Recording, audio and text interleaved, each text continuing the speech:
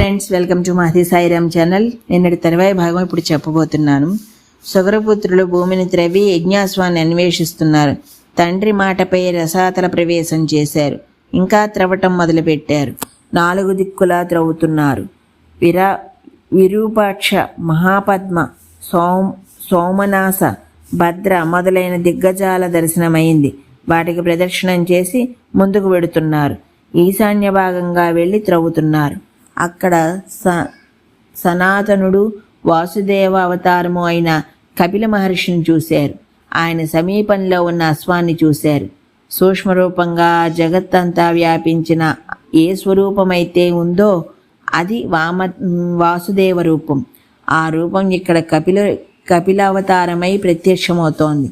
అది కూడా ఈశాన్యమందు. ఇది వివేకికి శుభస్వరూపం, అవివేకికి లయస్వరూపం.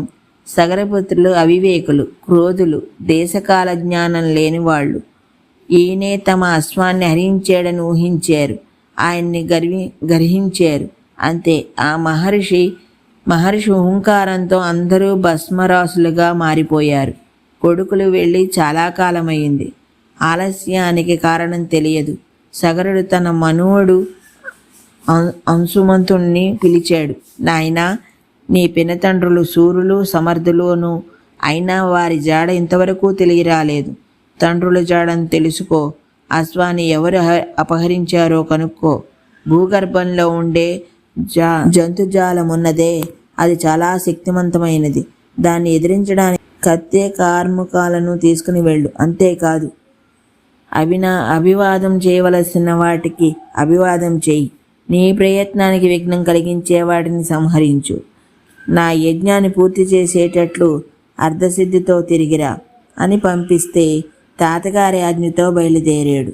తండ్రులు త్రవ్విన మార్గంగా ప్రయాణిస్తున్నాడు.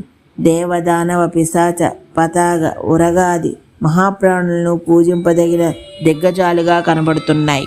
వాటికి ప్రదక్షిణం చేసి తండ్రుల వృత్తాంతాన్ని, అశ్వహర్త విషయాన్ని అడిగాడు. అవి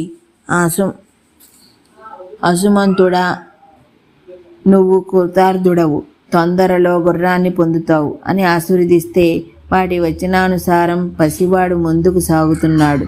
ఒకచోట భస్మరాసులై పడి ఉన్న తండ్రులను చూశాడు. అక్కడే తిరుగుతున్న యజ్ఞాశ్వాన్ని చూశాడు. తండ్రులకు జలక్రియ చేద్దామని చుట్టుపట్ల జలాశయం కోసం వెతుకుతున్నాడు. ఒకచోట తన తండ్రుల మేనమామ గరుత్మంతుని దర్శనమైంది. ఆయనకు నమస్కరించాడు. నాయనా, దుఃఖపడకు. వీళ్ళు చావు లోక సమ్మతమే. అప్రమేయుడైన కపిలుని వలన వీళ్ళు దగ్ధమయ్యారు. కానీ లౌకికమైన ఈ నీళ్లు వీళ్ళకి జలక్రియకు సరిపడవయ్యా అన్నాడు. ఎందుకని? కొన్ని రకాల దుర్మరణాలకు కొన్ని రకాల శాంతులను శాస్త్రం విధించింది. ఆ విధంగా శాంతి కర్మలను జరపకపోతే ఆ జీవి అంతరిక్షంలో దుఃఖాన్ని పొందుతూ ఉంటుంది. ఇక్కడ సగరపుత్రులు భగవత్స్వరూపుడైన కపిలుని చేత దుర్మరణాన్ని పొందారు. వీళ్ళని గట్టెక్కించే సామర్థ్యం ఈ లౌకిక జలానికి లేదు. మరి ఎలా? పర్వతరాజ ప్రథమపుత్రి గంగ ఉంది. ఆ గంగాజలంతో నీ పితరులకు జలక్రియ చేయి. ఈ భస్మరాశుల్ని ఆమె తరింపచేస్తుంది. ప్రస్తుతానికి ఈ అశ్వాన్ని తీసుకుని వెళ్ళు. తాతగారి యజ్ఞాన్ని పూర్తి చేయించు అని చెప్పాడు. ఆ సుపర్ణ వచనానుసారం అంశుమంతుడు అశ్వంతో తిరిగి వచ్చి యజ్ఞదీక్షుడైన సగరునకు విషయం నివేదనం చేశాడు.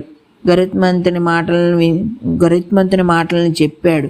ఘోరమైన వార్తను విన్న రాజు దుఃఖించాడు. తర్వాత యథావిధిగా యజ్ఞాన్ని నిర్వహించాడు.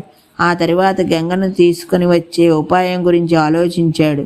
ప్రయత్నానికి రాలేకపోయాడు. కార్యం కాకముందే స్వర్లోకగతుడయ్యాడు. ఈ రోజుకి ఇక్కడ తాపుతున్నాను. మిగతాది రేపు చెప్తాను. అంతవరకు ధన్యవాదాలు.